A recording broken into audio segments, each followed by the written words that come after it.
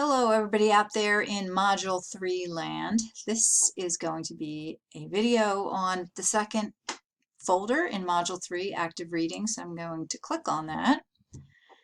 And I want to just explain what this second folder is all about. So the first folder is Active and Critical Reading.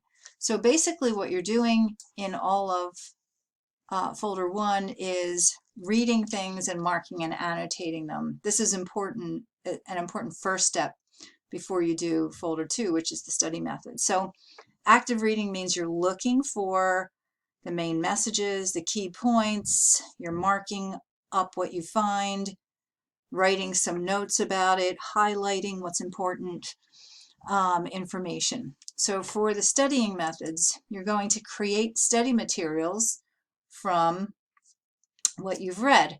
So, as I said, folder 1 is a first step. So even though this folder and the assignments in here are about creating study materials, you still have to not neglect doing step 1, which is marking up, annotating, and highlighting. Okay, so the reading that you're going to that you're going to create study materials for is an excerpt from the MLA.org website on plagiarism. Here it is right here.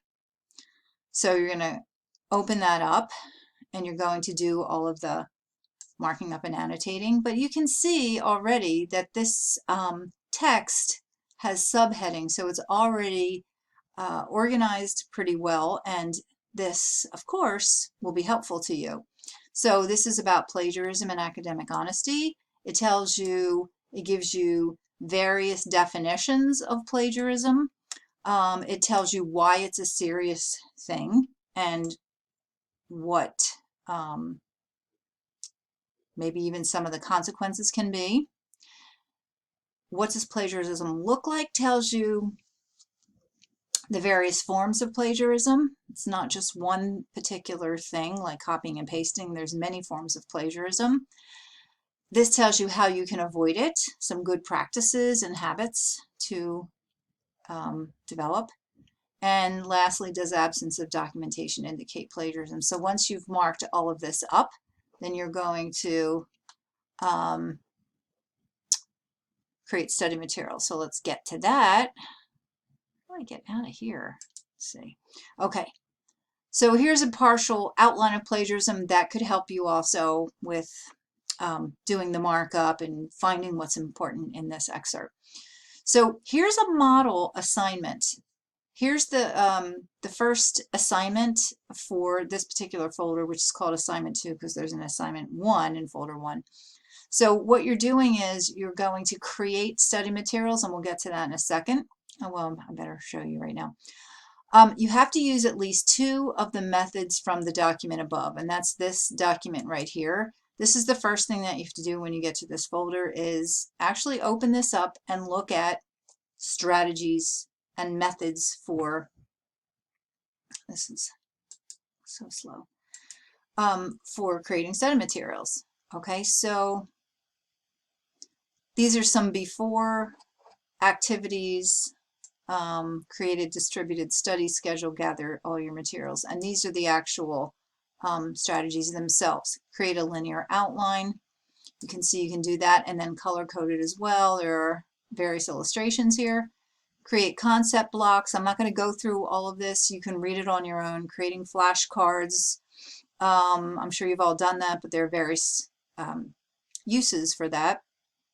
Creating concept maps. This helps you visualize and organize the information that you've already marked up. Creating Cornell study sheets, creating the putting the outline here, putting study questions there, and summarizing at the bottom.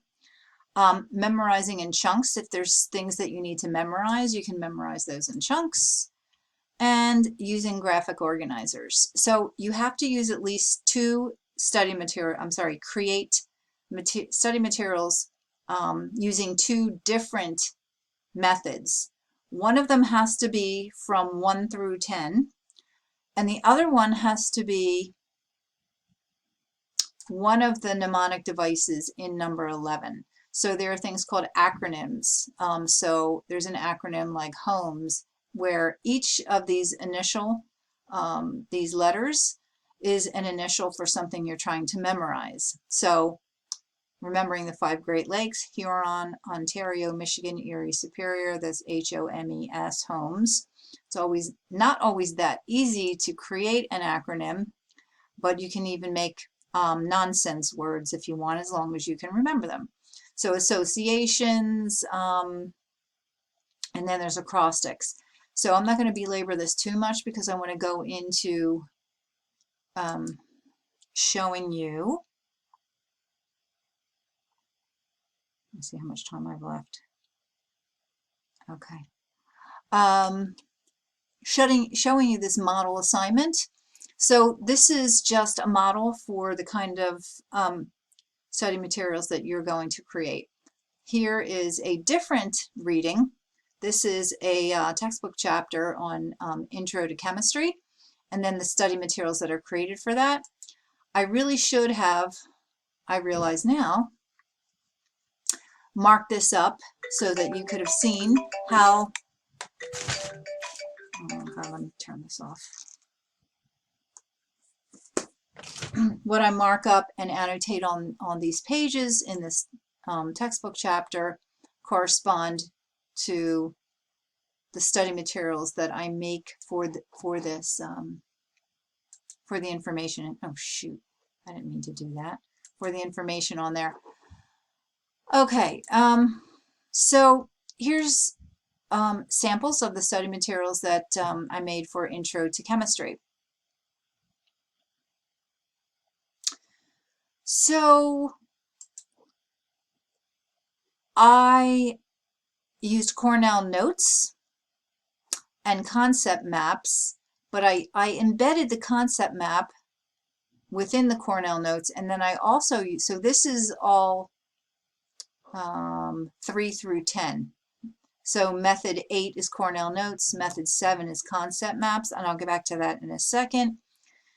And remember, I said you have to use one from the mnemonic devices. That's method 11. So I used quite a few of them. So let me just show you that. Part 1 is the evolution of chemistry. So all the evolution of chemistry, all the important information is in here.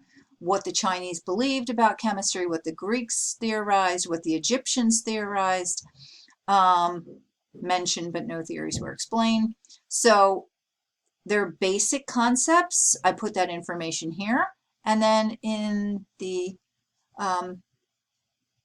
Q column, you ask yourself those questions. So yin is the feminine, which is manifested in darkness, cold, and wetness. So I ask the question, what force is yin and how is it manifested? You fold the page over, you ask yourself those questions, and with trying not to look, you try to recall that information. If you have to look, then you look, right? And you keep doing it and quizzing yourself until you no longer have to look. Okay, so this is all about the scientific method, and then I summarize everything on the page.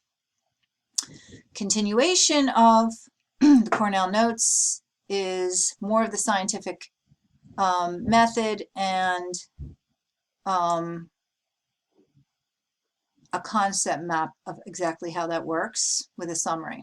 Okay, so now notice that I've done these electronically. So I typed all this on a document. If you want to do them by hand, you're welcome to do that, and then you just would take a picture with your camera and upload them, whatever you feel most comfortable with. Like with concept maps, they're very difficult to do electronically on a document, but if you feel comfortable with it and you'd rather do it that way, that's fine.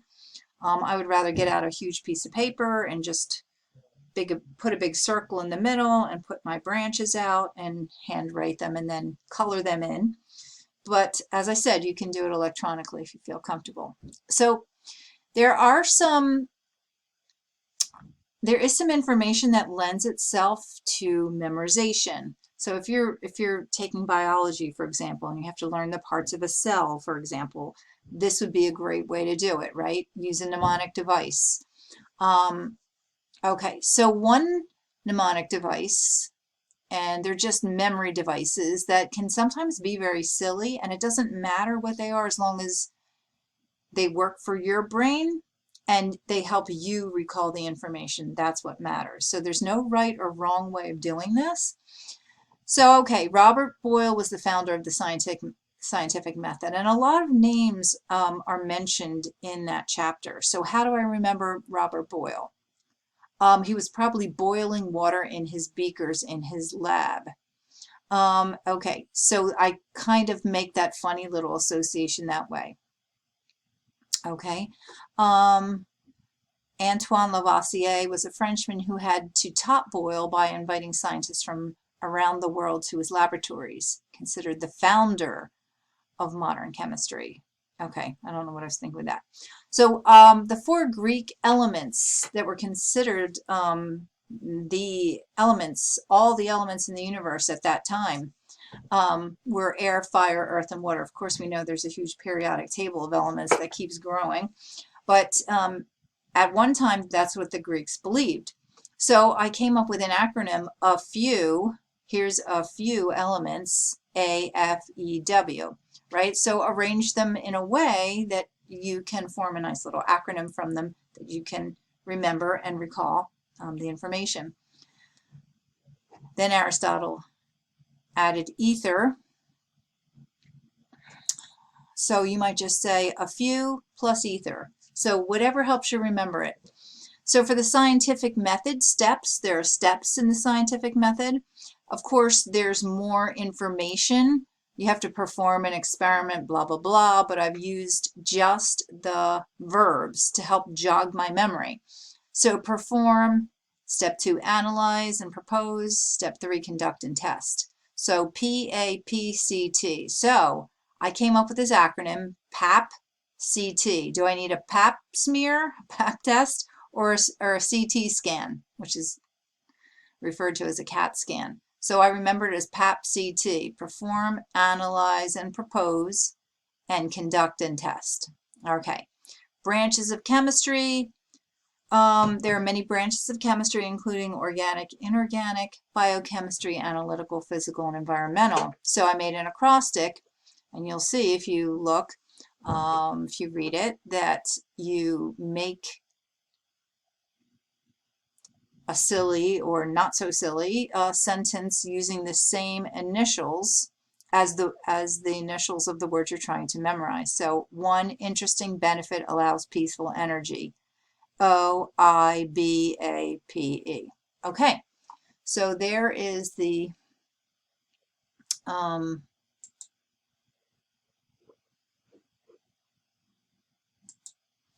sample. Okay. So again, you're going to use at least 2 of the methods from the document above in here, which I just showed you. They must be from methods 3 through 10. And another method must be one of the mnemonic devices from method 11. Okay, so I said all this. Okay, so all you have to do then is click this. You upload your files, so they're either going to be pictures that you take with your camera if you've done them by hand, or if you've done them electronically, whatever documents. Okay, I'm pretty sure that that is all I need to show you, but let me just go back one more time. Okay, then you're going to have a test on this document that you highlighted and annotated and made study materials for, and you're actually going to study from those study materials, and you're going to be tested on it. So this entire thing recreates how good students read and study their information. Okay, so this test is on the information in that plagiarism. Alrighty, over and out.